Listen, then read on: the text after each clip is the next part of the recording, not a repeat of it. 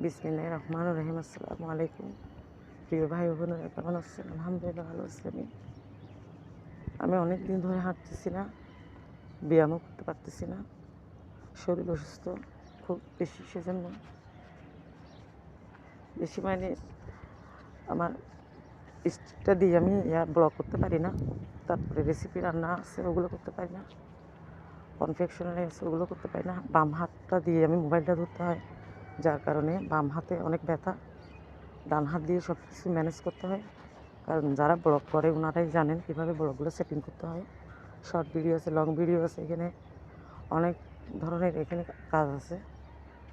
এগুলা যেটা করে, কি ড্রাইভিং যারা করে, ড্রাইভিংয়ে থাকে, ওনাদেরও একটু আর্লি একটু বের হলে দূষণমুক্ত প্রাকৃতিক বাতাসটা লাগবে। আমার নানা বলতো সকালের গোসল এক ডাক্তারের ওষুধ, সেটা বলতো আমার নানা। গোসলটা করে উনি মসজিদে গিয়ে নামাজ পড়তেন।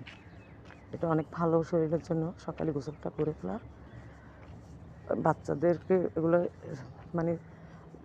করে যারা বাচ্চারা তো তাল করবেই, চোখ বন্ধ থাকে। আমি আমার বাচ্চাগুলোকে এরকমই করতাম, একদম সকালে তুলে ঠান্ডা পানিতে গোসল করে ফেলতাম।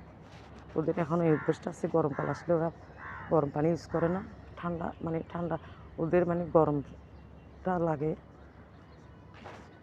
এরকম করে অভ্যেস করছি। আল্লাহ রহমত ভালো আছে, আলহামদুলিল্লাহ। সবাই ভালো আছে আলহামদুলিল্লাহ, যার যার মতো। আল্লাহ পাক রব্বুল আলামিন সবাইকে সুস্থ রাখুক, ভালো রাখুক। সেটা আজ এ পর্যন্ত। আল্লাহ হাফিজ।